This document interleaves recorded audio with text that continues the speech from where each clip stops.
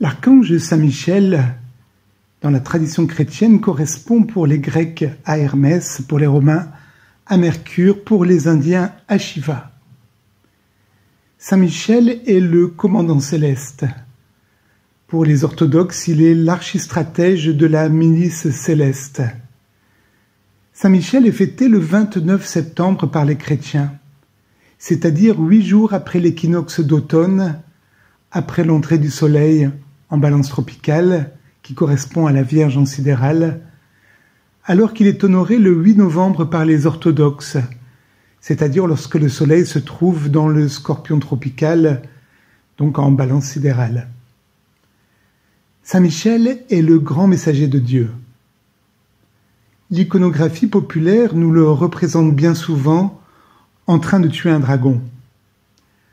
Nous allons voir ensemble le message délivré par Saint Michel, et nous allons tenter de pénétrer sa subtile relation avec le dragon, ceci à travers le tarot, associé à l'astrologie ésotérique. Commençons par la première lame, le diable, l'arcane 15 du tarot. Le diable, le moins que l'on puisse dire, c'est qu'il n'a pas une très très bonne réputation. Il faut bien reconnaître qu'il réunit en lui toutes les forces invisibles, tous les instincts, le subconscient, tout ce qui est propre à la nature inférieure, tout ce que la conscience réprouve et qui évoque pour elle la honte et la culpabilité. C'est là qu'interviennent les sempiternelles questions. Est-ce que je fais bien les choses? Qu'est-ce qu'on va penser de moi? Est-ce qu'on va m'aimer si je fais ça? Ou est-ce qu'on va me juger? L'enfant n'aime pas être pris par ses parents avec la main dans le pot de confiture. Étymologiquement, le diable est l'adversaire. On dit qu'il s'oppose systématiquement à la véritable nature humaine, sa nature supérieure. En gros, la conscience collective considère le diable comme l'ennemi de Dieu et n'a cesse de vouloir lui tordre le cou. Le diable, c'est l'homme à abattre. L'axiome hermétique nous avertit cependant. Attention, à force de combattre le dragon, tu finiras par devenir le dragon. En effet, la majorité des individus est persuadée que pour pouvoir accéder à sa nature supérieure, elle doit combattre sa nature inférieure.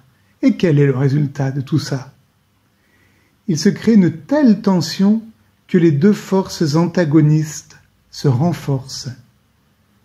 Qu'arrive-t-il quand la tension est à son comble? Eh bien, c'est la guerre, une guerre intérieure qui finit toujours par déborder, comme le lait qui bout sur le feu. Alors dites-moi, quel est ce dragon, ce diable qui, nous dit-on, doit être tué? Ce diable, c'est tout simplement notre mental. Il est celui qui pense, il est celui qui sépare, il est celui qui examine, il est celui qui triture, il lui arrive même parfois d'unir. En astrologie, le mental est représenté par Saturne et aussi par Vénus, l'origine de l'âme. Idem pour Mercure. En considérant ces trois planètes comme le mental, nous voyons bien que le diable n'est jamais très très loin. En fait, il est l'ombre qui nous suit, toujours attaché à nos basques. Et que se passe-t-il lorsque la nature inférieure n'est pas parfaitement intégrée, c'est-à-dire lorsqu'elle est niée, refoulée? Eh bien, le mental joue une partition qu'il connaît très bien. Il se projette à l'extérieur. Vous savez, le lait sur le feu. 7e signe du zodiaque, la balance est reliée avec la 7e maison astrologique, celle des relations, des associations. Elle est aussi et surtout la maison des ennemis déclarés. En face de la balance, il y a le bélier, analogue à la maison 1. Le bélier est rattaché à l'ascendant, symbole de l'ego, le corps causal, la racine même des incarnations répétées. Si l'ascendant et la maison 1 représentent l'ego, la 7e maison qui lui fait face, tel un miroir, est l'alter ego, le réflecteur des formes multiples prises par le mental, celui qui ne veut pas être vu. C'est en restant dans l'ombre que le diable assoit son pouvoir. Comme il est dit, les pensées sont des choses. Elles sont le moule sur laquelle la matière est thermoformée. Les pensées qui se projettent attirent de fait ces situations qu'elles ont elles-mêmes créées inconsciemment. Comme il est dit, c'est aux fruits qu'on reconnaît l'arbre. L'imagerie du tarot, au même titre que l'astrologie ésotérique, nous accompagne et nous révèle cette clé. Ne tue pas le dragon, amadoue-le, éduque-le, puis monte-le.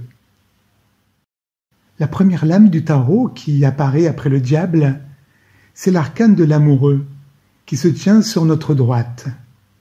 L'objectif de l'amoureux, c'est de réconcilier les forces antagonistes, les forces générées par le mental. Les deux femmes sont les forces en opposition. L'une représente le vice, l'autre la vertu, les deux faces du mental.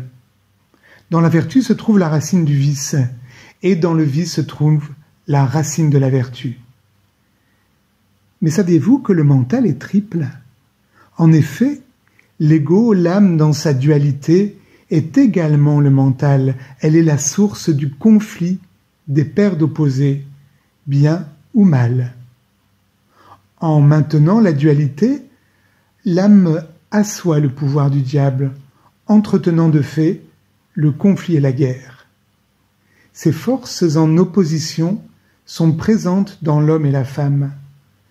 Tout ce qui est attraction amène inévitablement son contraire, la répulsion, au même titre que l'amour, rattaché invariablement à la haine.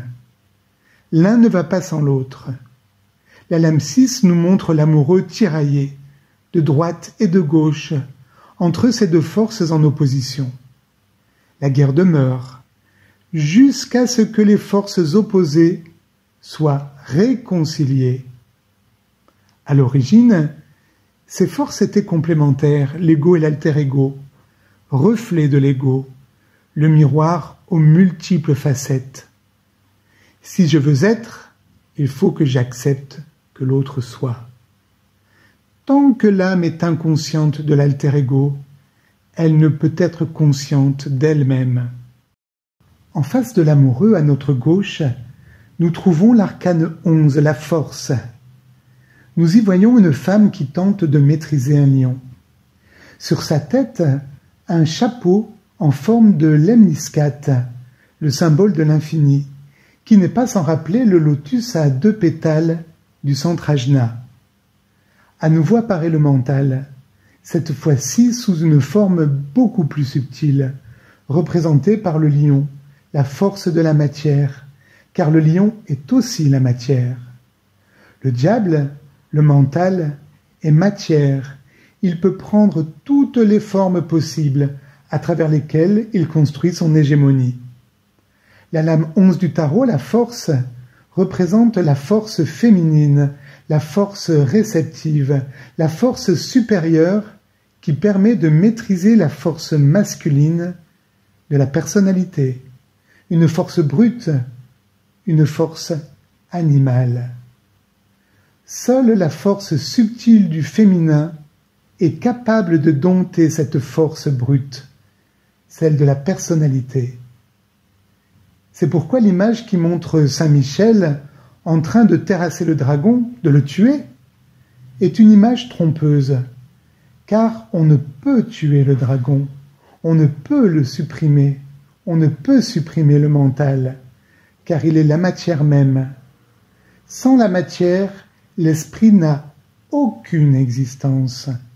Sans sa Shakti, Shiva n'a aucun pouvoir.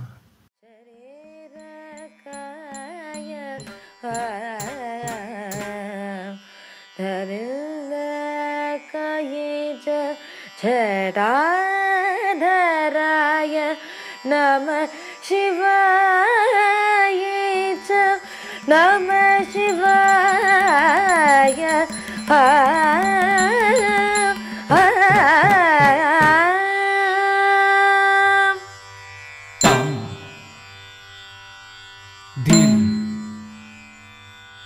tom, nam, tam, tadhi, takatum, takittanam, tatakadin tadam, tadhi, tatum, tanam, takadam, takadim, takadam, takanam, tatam, tadhim, tatum, tanam, tadhim, ginnatum, dim, ginnatum, dim, ginnatum, dim, ginnatum, dim, ginnatum, dim, ginnatum, kidadigidarigidatum, kidadigidarigidatum, kidadigidarigidatum. Ainsi, quoi qu'il arrive, qu'on le veuille ou non, le mental sera toujours là, prenant des formes toujours de plus en plus subtiles, en fonction de l'éveil de la conscience, c'est-à-dire en fonction de l'éveil de l'âme. C'est la raison pour laquelle le maître Morya affirme que l'homme est un animal divin dont le retour se fait par le lion. C'est lui le mental puissant, le lion, qui génère les formes, qui crée le mouvement à sa guise, tel le marionnettisme avec sa créature, et ce, jusqu'à ce qu'il soit complètement intégré. Car tout le travail de l'âme consiste à intégrer ce mental, en l'occurrence, allier le mental inférieur avec le mental supérieur, car les deux sont les deux faces d'une même pièce. Il est d'ailleurs dit que le gardien du seuil, le dragon, et l'ange de la présence sont identiques. Les deux doivent se réconcilier, se concilier, car cette force masculine brute du lion est nécessaire à l'accomplissement de ce travail de réintégration, celle de l'esprit dans la matière. Il est la barre énergétique qui donne la force à l'alpiniste de gravir le sommet de la montagne de la transfiguration, le lieu de la rencontre avec Dieu.